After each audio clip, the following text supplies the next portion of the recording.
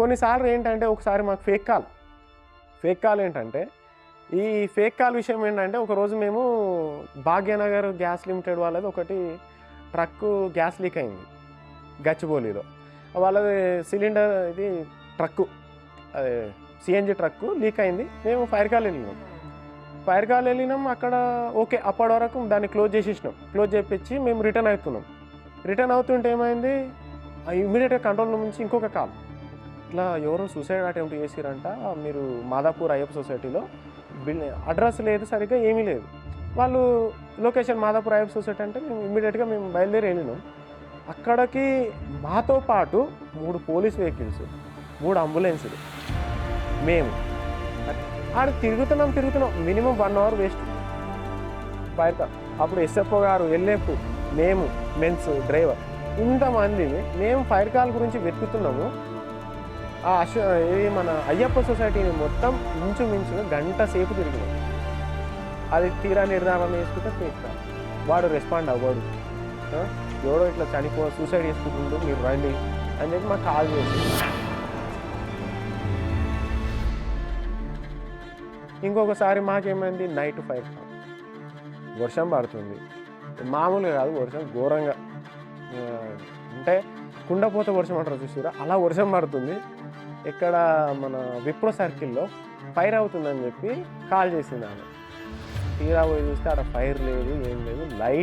Just లైట్కి మేఘాలు ఉంటాయి కదా మనకు, ఇప్పుడు వచ్చే లైట్లు మొత్తం చాలా హెవీగా ఉంటున్నాయి కాబట్టి ఆ లైట్ ఫోకస్కి సంథింగ్ ఆమెకి ఎట్లా అనిపించిందో మరి. ఇంకా పొగ ఉంటుంది కదా, ఇప్పుడు సిటీలో ట్రాఫిక్ వస్తే పొగకి 100% ఉంటుంది. ఆ పొగకు మరి ఆమె ఎందుకో కాల్ చేసింది. అక్కడికి వెళ్తే ఆమె రెస్పాన్స్ లేదు. అంటే ఫేక్ కాల్స్ ఇవ్వడం అనేది అంత కరెక్ట్ కాదు నా దృష్టిలో. ఈ సిచ్యువేషన్స్ అనేటివి వస్తాయి, రియాలిటీ జెన్యూన్ సిచ్యువేషన్ అనేది మనం ట్యాకిల్ చేయలేమాట. ఫేక్ కాల్స్ ఇవ్వడం వల్ల మనం జెన్యూన్ సిచ్యువేషన్ ఎలా ట్యాకిల్ చేస్తాం చెప్పండి. అదే టైంలో మాదాపూర్లోనే ఏదో జరిగింది, చిన్న ఇన్సిడెంట్.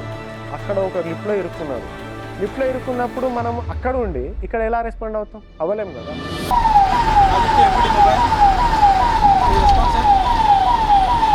సార్ ఇక్కడ ట్రాఫిక్ ఎక్కువ ఉంది, గ్రీన్ ఇప్పియండి సార్.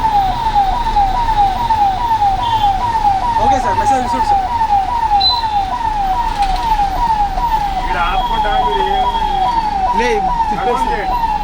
కన్ఫర్మ్ చేయండి. అరే కన్ఫర్మ్ చేయండి, స్పాట్ వచ్చేసింది రైట్. చూడు కన్ఫర్మ్ చేయి. ఆయననేనా కాల్ చేసింది? వచ్చాడు బాబు. ఎక్కడ బాబు? లెఫ్ట్.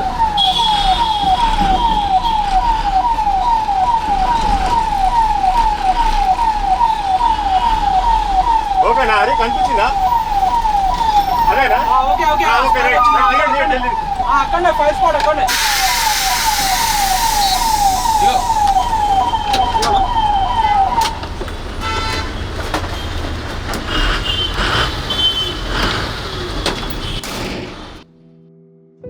అంటే బేసిక్గా మాది ఎట్లుంటుందంటే, ఈ డిపార్ట్మెంట్ ఎంచుకుందే ఫస్ట్ సేవ్ చేయడం.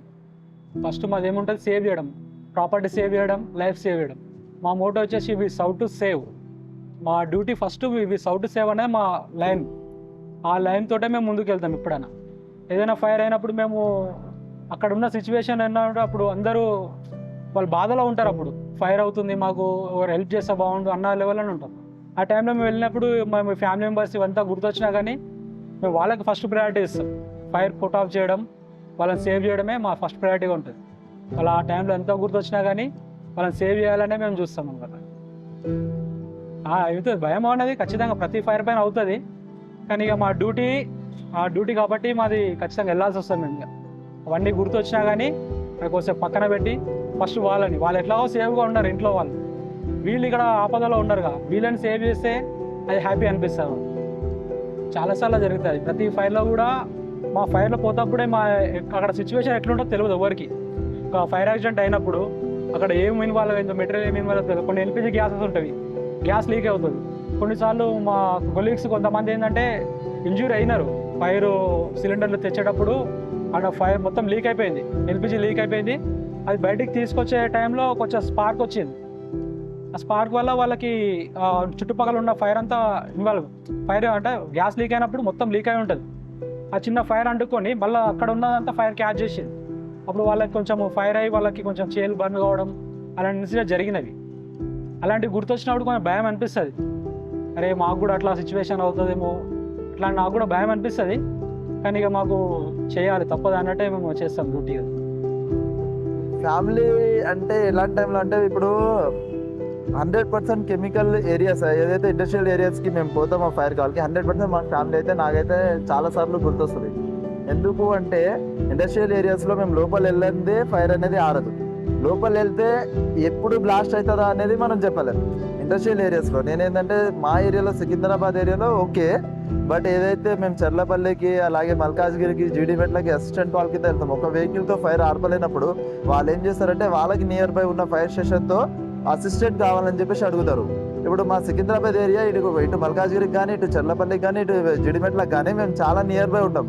మేము వెళ్తున్నప్పుడు వాళ్ళు వెళ్ళేటప్పుడు ఫస్ట్ స్టేజ్లో ఉంటుంది ఫైర్, సెకండ్ స్టేజ్ దాటేటప్పటికి మేము వెళ్ళిపోతాము. మేము వెళ్ళేసరికి ఇంకా స్టేజ్ అన్కంట్రోల్లో ఉంటుంది. ఆ టైంలో మేము వెళ్ళి కొంచెం ఫైర్ ఫైటింగ్ చేస్తున్నప్పుడు కొంచెం భయం వేస్తుంది. ఎందుకంటే బ్లాస్ట్ అవ్వడానికి ఛాన్సెస్ ఉంటుందా అనేది. ఎందుకంటే మేము చూస్తూనే ఉంటాం చాలాసార్లు బ్లాస్ట్ అవ్వడము, చిన్న చిన్న ఫ్రాక్చర్ అవ్వడము.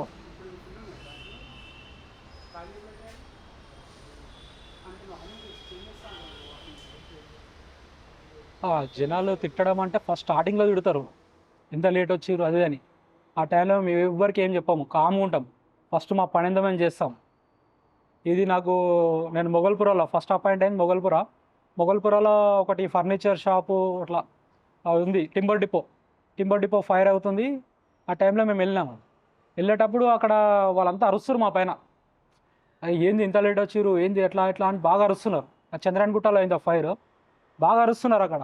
మేమేం చేసాం ఆ టైంలో, ఫస్ట్ మేము పోయినప్పుడు జనాలు బాగా అరుస్తారు మా పైన, ఎందుకంటే లేట్ వచ్చిర్రు అని, ఇప్పుడు ఎందుకు వచ్చిర్రు, అంతే అయిపోయినాక రావాల్సింది, ఇప్పుడు ఏం చేయడానికి వచ్చిర్రు అని అంటారు.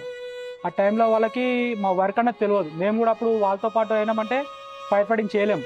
ఫస్ట్ మేము పోయినప్పుడు అవన్నీ ఏం పట్టించుకోము. ఫస్ట్ ఫైర్ ఏందో చూస్తాము. ఫైర్ పుట్ ఆఫ్ కోసమే మేము ఫస్ట్ అదే పని చేస్తాం. ఫస్ట్ ప్రయారిటీగా ఫైర్ పుట్ ఆఫ్కే ఇస్తాం. అదంతా పుట్ ఆఫ్ అయ్యే టైంలో వాళ్ళు మా వర్క్ చూస్తుంటారు, ఎంత కష్టపడుతున్నాం అన్నది. ఆ కష్టం పడిన టైంలో అప్పుడు వాళ్ళ తర్వాత సారీ చెప్పిన సందర్భాలు కూడా ఉన్నాయి.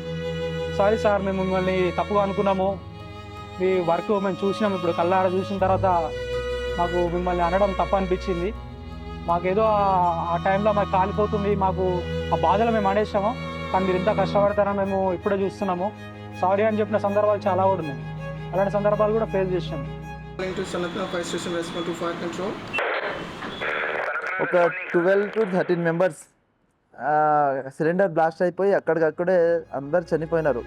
అది బాడీస్ తీస్తుంటే మేము ముందు స్టార్టింగ్లో 3 మెంబర్స్ ఉన్నారు, 4 మెంబర్స్ ఉన్నారని అనుకున్నాము. బాడీస్ తీసే కొద్దీ వెళ్తూనే ఉన్నాయి, ఒకరి మీద ఒకరు అట్లా పడిపోయి ఉన్నారు. ఒక 13 మెంబర్స్ బాడీస్ తీసినాం అనుకుంటా. వాళ్ళని బాడీస్ కూడా బయటికి తీసుకుంటే మొత్తం కాలిపోయి ఇట్లా ఇరిగిపోతుంది, మనం పట్టడానికి కూడా లేకుండా అయిపోయింది. వాళ్ళ బాడీ బయటికి అట్లీస్ట్ తీద్దామంటే చెయ్యి ఇరిగిపోతుంది, అది ఇరిగిపోతుంది. అప్పుడు కూడా చాలా ఏడిపొచ్చింది. అదేంటంటే సిలిండర్ బ్లాస్ట్ అయిపోయి అంతా అయిపోయిన తర్వాత మనకి ఇన్ఫర్మేషన్ అది కూడా అంతే, నైట్ ఫైర్ కాల్స్ వచ్చింది. అది కూడా నైట్, నేనే సెంట్రీలో ఉన్నా ఇక్కడ. నైట్ 3 to 5 ఎవ్రీ 2 hours మా సెంట్రీ చేంజ్ అవుతూ ఉంటుంది అనమాట. నేను 3 o'clock సెంట్రీలో ఉన్నప్పుడు నాకే డైరెక్ట్ స్టేషన్ కాల్ వచ్చింది. కాల్ రాగానే నేను చెప్పినాను ఇట్లా మా వాళ్ళకి చెప్పాను. అప్పటికే గాంధీ హాస్పిటల్లో ఒక ఫైర్ స్టేషన్ ఉంటుంది. వాళ్ళు ఫస్ట్ టర్న్ అవుట్ అయినారు, తర్వాత దగ్గరలో ఉన్న ఇంకో స్టేషన్ అయినారు. ఇక థర్డ్ మా వెహికల్ పోయింది. మా వెహికలే కాదు, అసలు గాంధీ హాస్పిటల్ వెహికల్ వచ్చే ముందే నాకు ఫైర్ కాల్కి వచ్చింది కదా.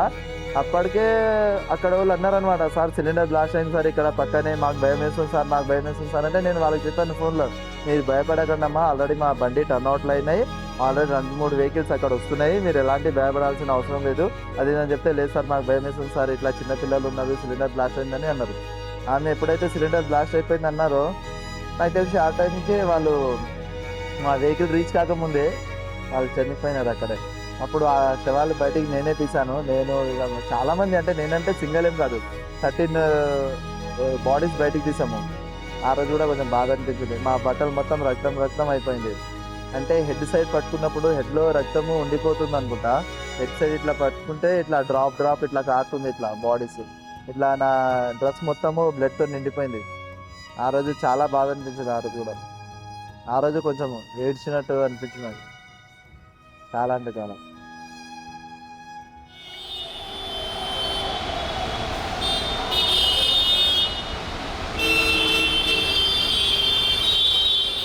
ఫైర్ ఇంజన్ ముందు మనం వెళ్తున్నాము, వెనకాలకి వెళ్ళి ఫైర్ ఇంజన్ వస్తున్నది అంటే వాళ్ళు మనం సైడ్ ఇచ్చి, ఫస్ట్ ఆఫ్ ఆల్ సైడ్ ఇచ్చి వాళ్ళకు బండి దాటినాక మనం మళ్ళీ యథావిధిగా మన రోడ్లో మనం వెళ్దాం అనేది వాళ్ళకు కొద్దిగా అవేర్నెస్ ఇంకా రావాలి. కొంతమంది ఏంటంటే ఫైర్ ఇంజన్ వెళ్తుందంటే దాని వెనకాల కూడా ఫాలో అవుతారు. అంటే దాని వెనకాల వెళ్తే మనం తొందరగా రీచ్ అయిపోవచ్చు అని దాని వెనకాల చాలా స్పీడ్గా ఉరికి రావడం జరుగుతుంది. అలాంటి సిచ్యువేషన్ కూడా నాకు ఒకసారి అనుభవం జరిగింది. అది ఏంటంటే ఒక ఫైర్ ఇంజన్ వస్తున్నదంటే దానికి 4 సైడ్స్ మీరు సర్టెన్ డిస్టెన్స్ మెయింటైన్ చేయాలని నా ఒక రిక్వెస్ట్ పబ్లిక్కి. ఏంటంటే అది ముఖ్యంగా ప్రజలు అనేది ఎప్పుడైనా సరే కాన్షియస్ ఉండాలి, వాళ్ళ అవగాహనతో ఉండాలి. ఎప్పుడైనా వాళ్ళు ఏదైనా సరే ఇమీడియట్గా ఫైర్ కాల్ అయిందంటే మాత్రం అక్కడ నుంచి వాళ్ళు ఎగ్జిట్ అవ్వడానికి ప్రయత్నం చేస్తేనే మంచిది. వాళ్ళ వాల్యుబుల్ థింగ్స్ ఏమున్నా తర్వాత రికవరీ చేసుకోవచ్చు, కానీ లైఫ్ని మాత్రం రికవరీ చేయలేం కదా. మేజర్ థింగ్ ఏంటంటే మీరు ఒకవేళ ఫైర్ కాల్ అవుతుంది, మీతో ఆర్పగలిగే శక్తి ఉంటే ఆర్పండి. లేదు మేము ఆర్పలేము, మా పొజిషన్ మా వల్ల కాదు అనుకుంటే మాత్రం 100% 101కి కాల్ చేయండి. కాల్ చేస్తే మా ఫైర్ బ్రిగేడ్ 100% రెస్పాండ్ అవుతాం. కరెక్ట్ అడ్రస్ ఇవ్వండి. అది గుణంగా మళ్ళీ కరెక్ట్ అడ్రస్ ఇవ్వకుండా మేము రెస్పాండ్ అయినా గుణంగా సమయం వృధా అవుతుంది. మేము వాల్యుబుల్ టైం వేస్ట్ కదా. ఇప్పుడు మీకు ఫైర్ అయ్యే సిచ్యువేషన్లో మిమ్మల్ని రక్షించడానికి మేము వస్తున్నామంటే మీరు ఎగ్జాక్ట్ అడ్రస్ ప్రొవైడ్ చేస్తే మేము మిమ్మల్ని 100% సేవ్ చేయగలుగుతాం.